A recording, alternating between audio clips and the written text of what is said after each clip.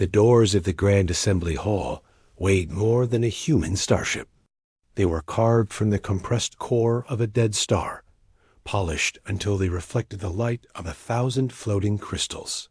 For 12,000 years, those doors had opened only for species deemed worthy by the Galactic Council. Today, they opened for humanity. Ambassador James Hartley walked through them with his head held high. His footsteps echoed across a floor made of living stone that pulsed with soft blue light. Behind him walked Dr. Lena Frost, his chief advisor, and 4 security officers in ceremonial dress. They looked small. They were meant to look small. The chamber stretched upward into darkness, so vast that clouds actually formed near its ceiling. Floating platforms held representatives from over 800 species, their forms ranging from towering insectoids to beings made of pure light. Every eye sensor and sensory organ in that impossible space turned toward the human delegation. James felt the weight of their attention, like a physical force pressing against his chest. He had prepared for this moment his entire career. 20 years of diplomatic service, 15 first contact situations. But nothing could truly prepare a human being for standing before the rulers of the galaxy. High Chancellor Torvax descended from the highest platform, his serpentine body coiling through the air with impossible grace. His scales shifted colors as he moved, displaying emotions that human scientists had spent decades trying to understand. Right now, they showed a pattern that James recognized from his briefings: contempt. The Council recognizes the delegation from Sol 3, Torvax announced. His voice filled the chamber without any visible amplification. You may approach the seat of judgment. James walked forward until he reached a circular platform at the chamber's center. The platform rose slowly, lifting the human delegation until they floated at eye level with the surrounding representatives. From this position, James could see just how many beings had gathered to witness this moment. High Chancellor, James began, on behalf of the people of Earth, I thank the Council for this opportunity to address the charges against our species. Charges? A delegate from the Marathi collective leaned forward, his crystalline body chiming with each movement. You speak as if this were a trial. This is a sentencing. Murmurs of agreement rippled through the chamber. James kept his expression neutral, but beside him, Lena's hands tightened on her data tablet. 6 months ago, Torvax continued, a human military vessel entered restricted space near the Velthari border. When challenged, this vessel fired upon Velthari patrol ships. 43 Velthari died. The Council has spent these 6 months investigating the incident and has reached its conclusion.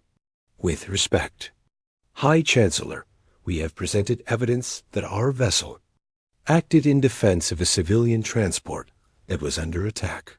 Your evidence has been reviewed and rejected. Torvax's colors shifted to a deeper shade of contempt. The Council finds that humanity provoked this incident deliberately to test our response. Your species has been expanding aggressively since discovering faster-than-light travel. You have ignored 17 directives to slow your colonization efforts.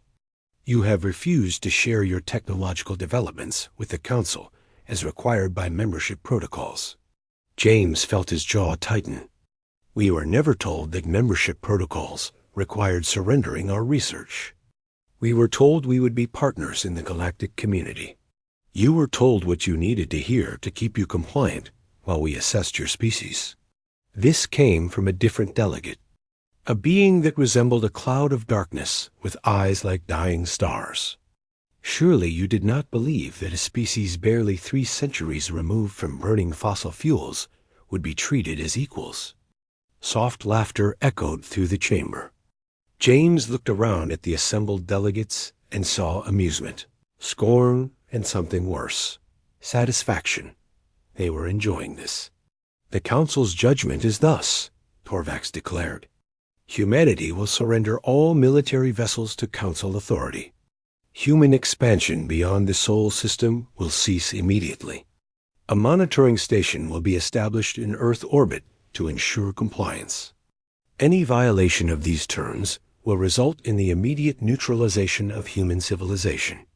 The words hung in the air like a death sentence, because that is exactly what they were. James looked at Lena. She met his eyes and gave a small nod. They had prepared for this possibility. They had hoped it would not come to this, but they had prepared. "High Chancellor," James said, his voice carrying clearly through the sudden silence. "I have a question before we respond to your judgment." Torvax's colors flickered with irritation. "You may ask, how long have you been planning this?" The question seemed to confuse the delegates. Torvax's scales shifted through several patterns before settling on something like caution. "I do not understand your meaning." "I mean," James continued, "how long has the Council known that humanity would refuse your terms? How long have you been preparing your fleets for the invasion that you believe will follow our rejection?" Silence. Complete and absolute silence. "Because we have been preparing for this moment for the past 50 years. James reached into his jacket and withdrew a small device. Security beams immediately locked onto him from a dozen directions, but he made no threatening moves. He simply held up the device and pressed a single button. Throughout the chamber, holographic displays flickered to life. They showed images that made the assembled delegates gasp, hiss, and cry out in their various ways. Images of shipyards hidden in asteroid fields. Images of weapons platforms concealed in the atmospheres of gas giants. Images of a fleet that dwarfed anything humanity had ever publicly acknowledged.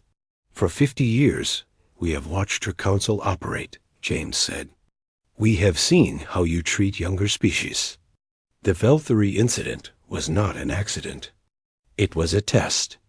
You wanted to see how we would react when pushed. Well, here is our reaction."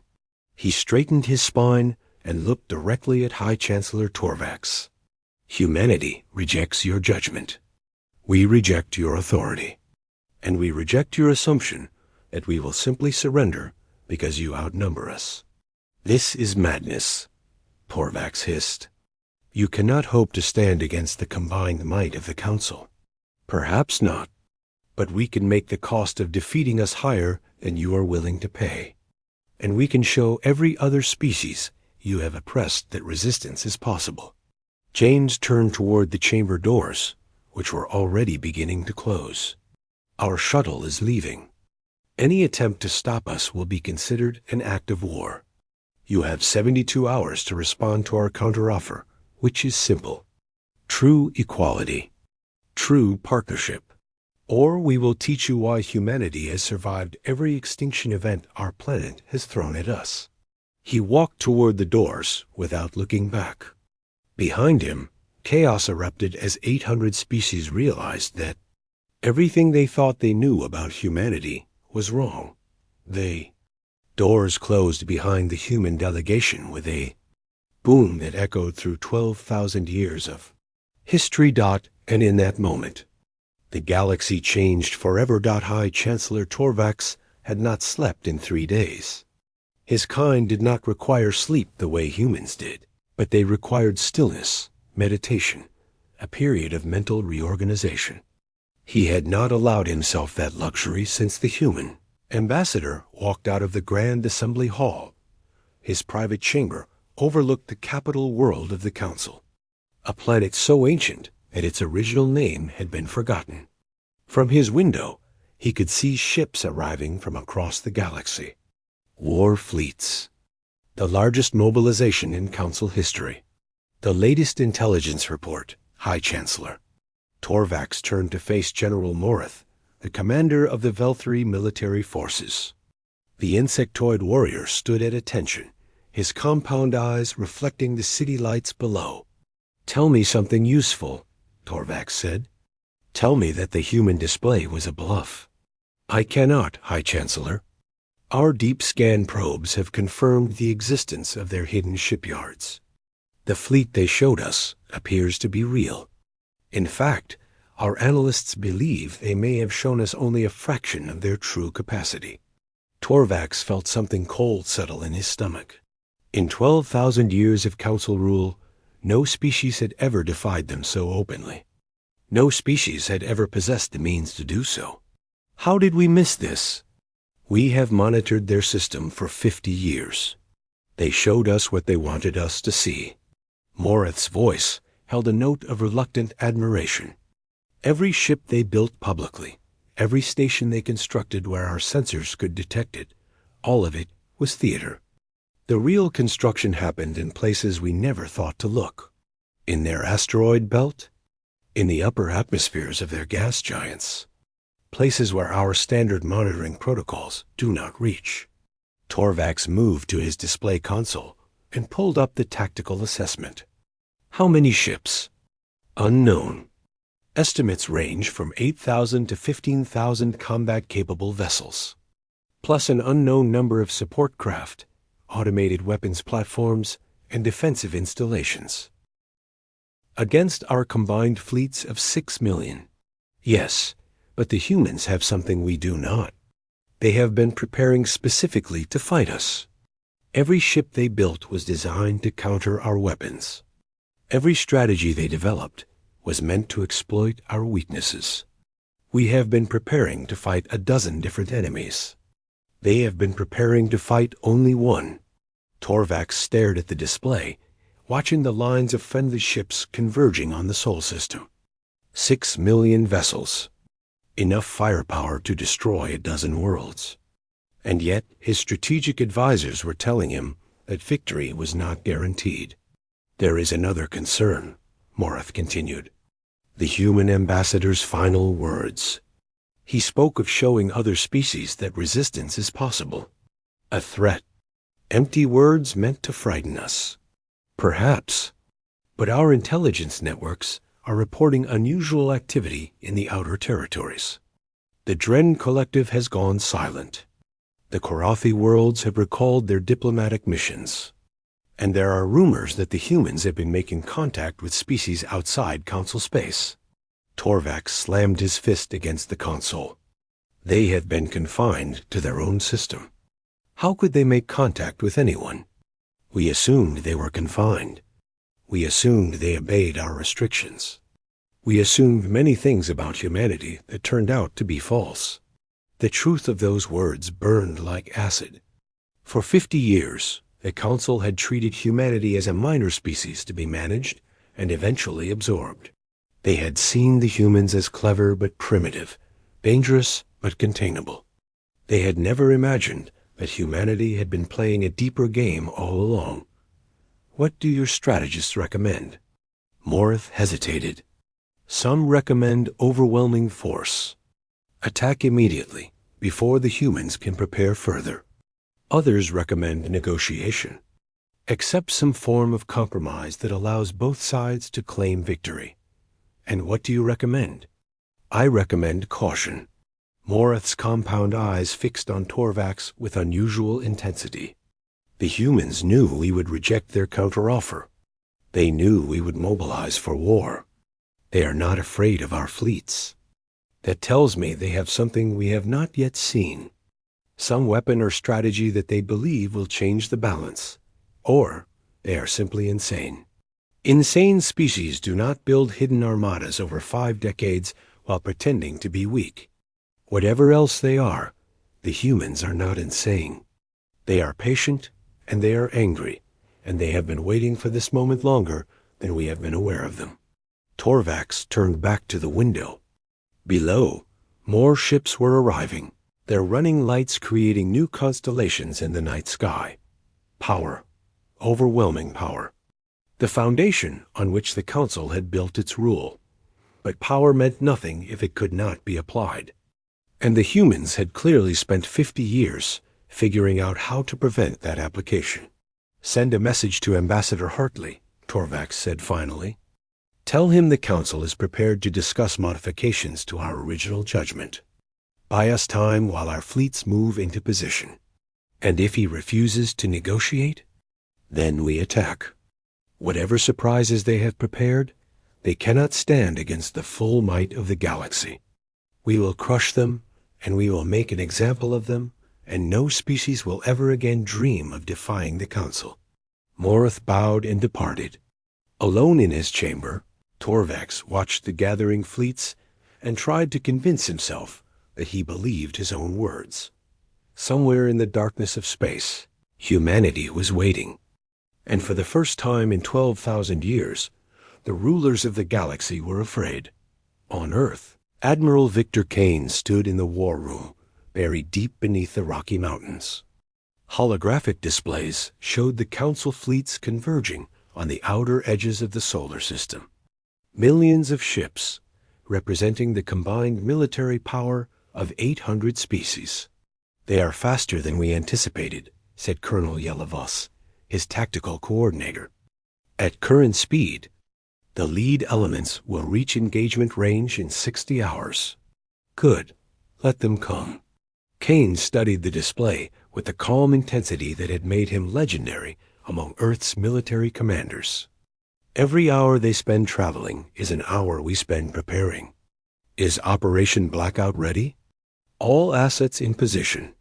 12,000 automated platforms, positioned throughout the outer system. On your command, they will activate and begin broadcasting the disruption signal." "And the coalition?" Yella pulled up a secondary display showing the outer territories of council space. "Ambassador Frost reports that 17 species have agreed to coordinated action. Another 43 are waiting to see what happens before committing. But the core group is ready to move when we give the signal." Kane nodded slowly.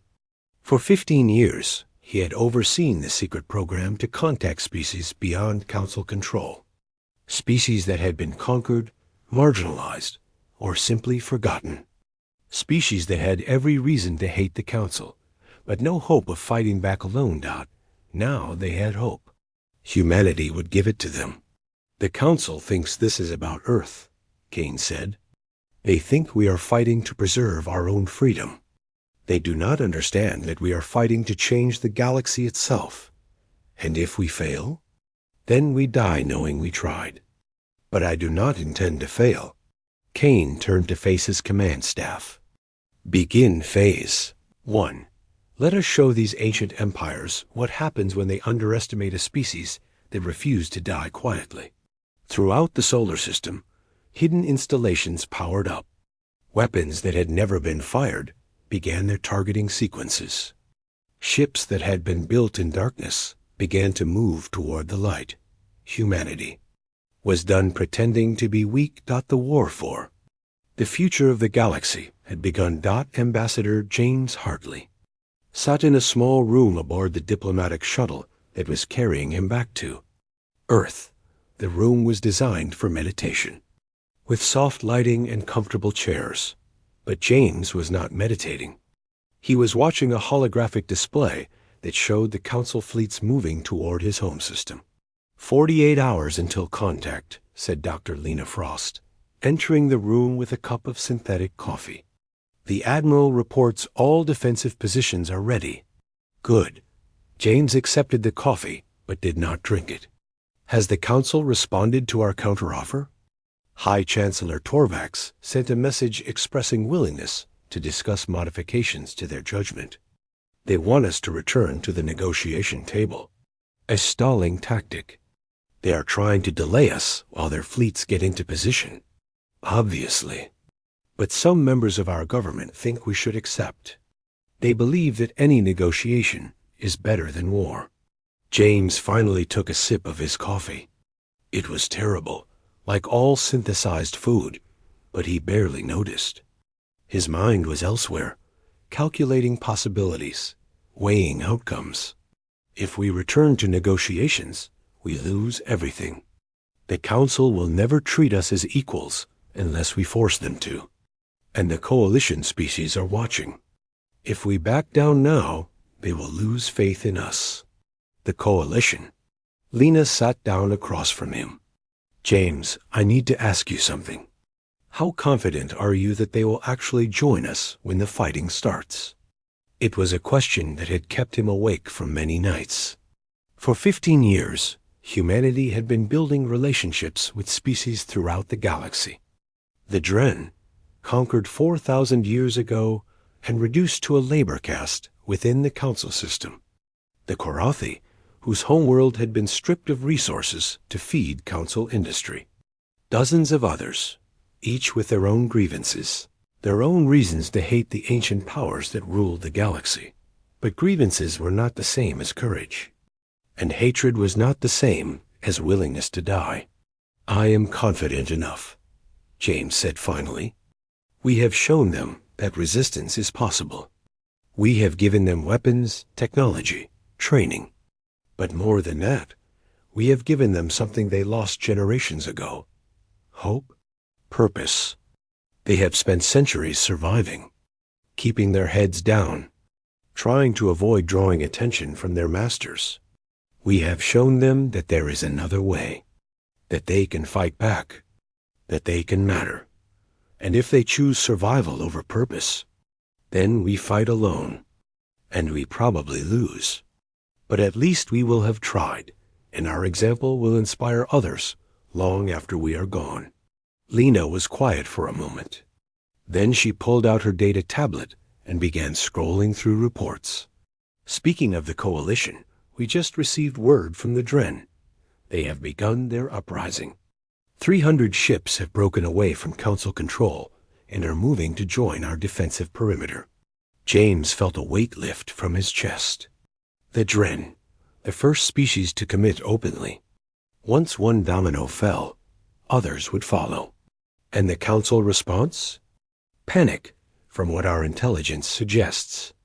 High Chancellor Torvax has ordered 500 ships to break off from the main fleet and deal with the Dren rebellion. That weakens their force against us by a small margin, but more importantly, it shows that they are worried about more than just humanity. James allowed himself a small smile. This was exactly what they had planned. The council could not fight a war on multiple fronts. Their strength had always been in concentration, in bringing overwhelming force to bear on a single enemy. But now they faced enemies everywhere they looked. What about the Korathi? Still waiting. Their ambassador says they need proof that we can survive the first engagement before they will commit their forces. Reasonable. They have more to lose than most. James finished his coffee and stood up. Send a message to Admiral Kane. Tell him that when the battle begins, I want the Korathi watching. I want them to see what humanity is capable of. You want them to see us win? I want them to see us refuse to lose. There is a difference. The shuttle shuddered slightly as it passed through Earth's outer defensive perimeter. James looked out the window and saw the planet of his birth, blue and green and beautiful, hanging in the darkness of space. Somewhere down there, billions of people were going about their daily lives, trusting that their leaders would protect them. James hoped he would not fail that trust. 40 hours until the council fleets arrived. 40 hours to finalize defensive positions, coordinate with coalition allies, and prepare for the greatest battle in human history. In his command center on the council capital, High Chancellor Torvax was receiving reports that made his scales shift through increasingly alarmed colors. The Dren rebellion has spread to 4 additional systems, General Morath reported. Our garrison forces are engaging, but they are stretched thin. We have also lost contact with 2 patrol squadrons near the Korathi border. The Korathi have not declared against us. Not officially. But our analysts believe they are providing covert support to the rebels.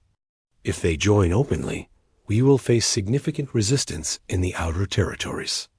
Torvax stared at the strategic display, watching the red icons multiply across council space.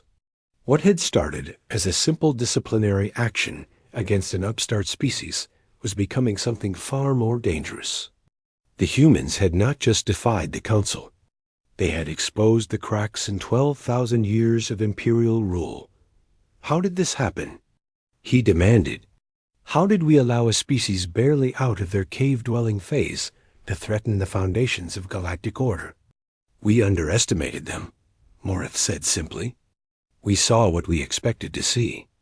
Primitive technology. Limited military capacity. A species that would bow to superior force, as all others have. We did not see the preparation, the patience, the long-term planning. And now we must decide. Commit fully to the assault on Earth. Crush the humans before their example spreads further, and deal with the rebellions afterward. Or pull back, consolidate our forces, and try to contain the damage. Torvax considered both options. Retreat would show weakness, would encourage more species to rebel, would potentially shatter the Council entirely. But continued assault risked catastrophic losses if the humans truly had the weapons they claimed. We continue the assault, he decided, but we accelerate the timeline. I want the fleet in engagement range within 30 hours. Hit the humans hard before they can coordinate fully with their allies. That will push our engines to dangerous levels. We may arrive with reduced combat effectiveness. It does not matter. We have overwhelming numbers. We will accept some losses in exchange for ending this quickly. Morath bowed and departed to issue the orders. Alone with his thoughts, Torvax looked at the display showing Earth's position. Such a small world. Such an insignificant species. And yet they had managed to threaten everything the Council had built. Perhaps that was the lesson. Perhaps the Council had grown complacent, had forgotten that power must be constantly defended. After Earth fell, there would be reforms. Stricter monitoring of developing species. Harsher punishments for defiance. The galaxy would learn that the Council's rule was absolute. But first, the humans had to be destroyed. Completely, utterly, so thoroughly that no one would ever again dream of following their example. The fleets accelerated toward Earth, carrying death across the stars, and humanity waited, ready to show them why that was a mistake. The Council fleet emerged from faster than light travel at the edge of the solar system. 5 million ships spread across space like a swarm of angry insects, their weapons powered and shields raised. It was the largest military force ever assembled in galactic history. Enough firepower to sterilize every planet in the system 100 times over. Admiral Victor Kane watched them arrive from the bridge of the Earth defense, Ship Prometheus. His tactical display showed the enemy formation. A massive wedge designed to punch through any defensive line and overwhelm opponents with sheer numbers. All stations report ready, Colonel Yelavos announced. Operation Blackout assets are armed and awaiting your command. Coalition forces? The Dren contingent has taken position at Rally Point Alpha. We have confirmation that the Korathi are monitoring the battle through long-range sensors. If we survive the first engagement, they will join us. Kane nodded. If they survived. Such small words to carry such enormous weight. Begin Phase 1. Activate the disruption field. Throughout the outer solar system, 12,000 automated platforms came online simultaneously. They were small, each one no larger than a personal vehicle, but they contained technology that humanity had spent 30 years developing. Technology specifically designed to counter Council weapons. The platforms began broadcasting. On the Council flagship, alarms erupted across every system. General Morath rushed to the command center, his compound eyes struggling to process the chaos displayed on his screens. Report, High Chancellor Torvax demanded. Unknown energy field, source distributed across thousands of points. Our targeting systems are experiencing interference. Shield harmonics are fluctuating. How is this possible? Morad studied the readings, his mind racing through tactical possibilities. The humans have deployed some form of electronic warfare network. Our weapons can still fire, but accuracy is reduced by approximately 40%. Shields are operating at 70% efficiency. 40% accuracy is still sufficient. We have 5 million ships. Push through the field and engage the human fleet. The Council Armada advanced, millions of vessels moving in coordinated formations that had conquered hundreds of species over 12,000 years. But as they pushed deeper into the solar system, more problems emerged. Ships began reporting engine fluctuations. Communication channels filled with static. Navigation systems gave conflicting readings. The disruption field was doing exactly what it had been designed to do, creating chaos in systems that had never faced this kind of attack. And then the human fleet appeared. They came from the asteroid belt, from the shadows of Jupiter's moons, from hidden positions throughout the system. Not the 8,000 ships the Council had estimated, but 15,000. Sleek vessels covered in the same strange geometric patterns as the disruption platforms, their hulls absorbing and redirecting the Council's weapons fire. The Battle of Sol had begun. Kane watched the enemy formation shudder as his ships struck from multiple angles. The Council fleet was larger, but it was designed for conventional warfare. Its commanders had spent centuries fighting enemies who lined up and traded fire until one side was destroyed. They had never faced an opponent who refused to play by those rules. All wings execute pattern sigma. Hit them and move. Do not let them pin us down. The human ships danced through space like nothing the Council had ever seen. They were faster, more maneuverable, built for exactly this kind of engagement. Every time the Council tried to concentrate fire on a human squadron, that squadron vanished, only to reappear and strike somewhere else. "We are losing ships," Morath reported, his voice strained. 312 destroyed in the first 10 minutes. "Our accuracy is too low to score reliable hits." "Then close the range," Torvax ordered. "Get close enough that accuracy does not matter." The Council fleet pushed forward, accepting casualties in exchange for getting closer to the human formation. It was a brutal strategy, one that relied on their numerical superiority to outlast the enemy. And it was working. Slowly, inexorably, the gap between the fleets began to close. But Kane had anticipated this. "Admiral, the enemy is within optimal range for Phase 2. Kane smiled grimly. "Execute." A new signal went out, and hidden weapons platforms throughout the inner solar system activated. These were not disruption devices. These were weapons, massive railguns that hurled projectiles at a significant fraction of the speed of light. The Council fleet had been so focused on the human ships that they had not noticed these installations. Now they noticed. Projectiles tore through the Council formation, each impact destroying multiple ships in cascading explosions. The Veltri battlecruiser Eternal Glory simply ceased to exist, along with the 30 ships in its immediate vicinity. A Moradi carrier, one of the largest vessels in the fleet, was struck amidships and broke in half. Torvax watched his losses mount with growing horror. This was not supposed to happen. The humans were supposed to be primitive. They were supposed to crumble before Council might. "Full assault," he ordered. "All ships, maximum speed. We end this now."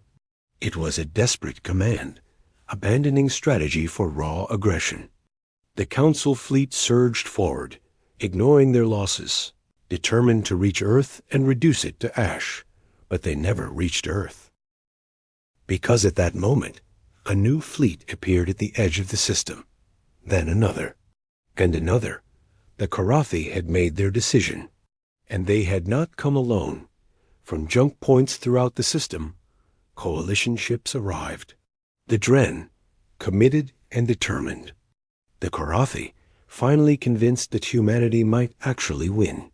A dozen other species that had been watching from the shadows, waiting to see which way the battle would turn. "Multiple hostile contacts," Morath reported, his voice hollow. "We are surrounded." Kane opened a communication channel to the entire battlefield. His face appeared on every screen, every display, every communication device in the system. This is Admiral Victor Kane of Earth Defense Command. To the Council fleet, you are surrounded by forces that will no longer tolerate your tyranny. You may continue fighting and be destroyed, or you may surrender and face judgment for the crimes your empires have committed across 12,000 years. The choice is yours. You have 5 minutes to respond. Across the battlefield, Council ships began to slow. Not all of them. The Velthari hardliners continued their assault, screaming defiance across open channels.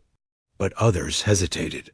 Species that had been press-ganged into Council service, crews that had no personal stake in this war, commanders who saw the strategic reality clearly. High Chancellor, Morith said quietly, we cannot win this battle. Our options are surrender or annihilation. Torvax stared at the display, at the coalition ships converging from every direction, at the human fleet that refused to die as promised. In 12,000 years, no Chancellor had ever surrendered. No Chancellor had ever admitted that the Council could be defeated, but no Chancellor had ever faced humanity. Signal our retreat, Torvax said, the words tasting like poison. All ships fall back to the jump point. We will regroup and return with greater force. But as his fleet began to withdraw, he knew the truth. There would be no returning with greater force. The coalition was growing with every passing hour. The rebellion was spreading across Council space. The old order was crumbling. Humanity had won the battle of Sol, but more importantly, they had proven that the Council could be beaten down, and that truth would change the galaxy forever. 3 months had passed since the Battle of Sol. In that time, the galaxy had changed more than it had in the previous 1,000 years. The Council's retreat had triggered a cascade of rebellions across their territory. Species that had been silent for centuries suddenly found their voices. Garrison fleets that had maintained order for generations faced uprisings they could not contain. The great empires that had ruled the galaxy were cracking like ice, and Spring Dot Ambassador James Hartley stood once again in the Grand Assembly Hall. But this time, he did not stand alone at the center, surrounded by contemptuous delegates looking down from their platforms. This time, he stood among equals. The floating platforms had been lowered to a single level. Representatives from over 1,000 species gathered together, no longer separated by hierarchy or power. And at the front of this assembly, where the ED, High Chancellor's throne, had once dominated the chamber, stood a simple podium. Thank you all for coming, James said, his voice carrying through the hall. 3 months ago, humanity walked out of this chamber rather than accept unjust judgment. Today, we return to build something new. The hall was silent, but it was a different kind of silence than before. Not the silence of intimidation, but the silence of attention, of hope. For 12,000 years, this chamber has been a place where the strong dictated to the weak, where ancient powers maintained their rule through fear and force. That era is over. James looked around at the assembled delegates. He saw the Dren, standing tall for the first time in 4,000 years. He saw the Korathi, who had risked everything to join the coalition at the decisive moment. He saw species whose names he did not even know, species that had been forgotten by galactic history, now claiming their place among the stars. We do not propose to replace the old order with a new tyranny. Humanity did not fight to become the next empire. We fought to prove that no species should be forced to bow to another. A murmur passed through the crowd. Many of these species had never known anything but submission. The concept of true equality was foreign, almost frightening. The charter we propose is simple. Every species has an equal voice in galactic affairs. Decisions are made through consensus, not force. Disputes are resolved through arbitration, not warfare. And no species, no matter how ancient or powerful, has the right to rule another. From the back of the hall, a familiar figure rose to speak. High Chancellor Torvax, no longer wearing the robes of supreme authority, but the simple clothing of a representative. His scales had faded to a dull gray, the colors of exhaustion and defeat. "You speak of equality," Torvax said. "But what of justice? My people ruled this galaxy for 12,000 years. We built the infrastructure that connects your worlds. We maintained the peace that allowed younger species to develop. And now you ask us to give up everything we have built?" James met the former High Chancellor's gaze without flinching. "Your people conquered this galaxy. You exploited its resources and its peoples. You called it peace, but it was the peace of the prison, the peace of the slave. We offer you a choice. You can cling to the past, fight to restore what you have lost, and watch your civilization crumble as more and more species join the coalition. Or you can accept that the old ways are finished and help build something better. Justice is not about punishment. It is about creating a future where the crimes of the past cannot be repeated. We do not ask your people to suffer as others suffered under your rule. We ask them to live as equals, with no more power than any other species, but no less." Torvax was silent for a long moment. The entire assembly waited, watching the representative of the greatest empire in galactic history decide whether to accept its end. "My people will need time to adjust," Torvax said finally. "Many will resist. Many will never accept a universe where they are not supreme. We know. Change is never easy. But it is necessary." Torvax nodded slowly. Then, with a gesture that made every delegate in the hall gasp, he descended from his platform and walked to stand among the other representatives. "The Kathrani Dominion accepts the proposed charter. We will work with the coalition to build a new galactic order." For a moment, there was absolute silence. Then, slowly, other delegates began to step forward. The Moradi, ancient and crystalline, their forms chiming with what might have been approval. The Velthari, who had been the Council's most loyal soldiers, now ready to become partners rather than enforcers. One by one, species that had been enemies became allies, not because they were forced, but because they chose to believe in something better. James watched the assembly transform and felt something he had not allowed himself to feel since this all began. Hope. Real, genuine hope that the galaxy might actually change. Dr. Lena Frost appeared at his side, her face showing the same careful optimism. "We actually did it," she said quietly. "I never really believed we would. Neither did I some days. But here we are. What happens now?" James looked around the hall, at the representatives of 1,000 worlds learning to see each other as equals. It would take years, decades, maybe centuries to truly heal the wounds of 12,000 years of empire.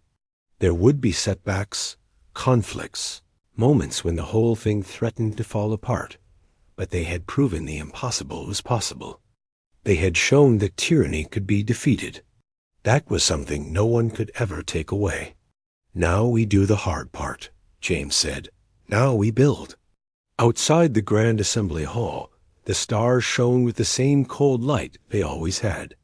But somehow, they seemed brighter, more full of possibility. Humanity had walked into this hall as a condemned species, sentenced to surrender or destruction. They walked out as architects of a new galactic order, not conquerors, not rulers, partners. And that, in the end, was the greatest victory of all. 1 year later, a memorial was unveiled at the site of the Battle of Sol. It was not a monument to military triumph or human superiority.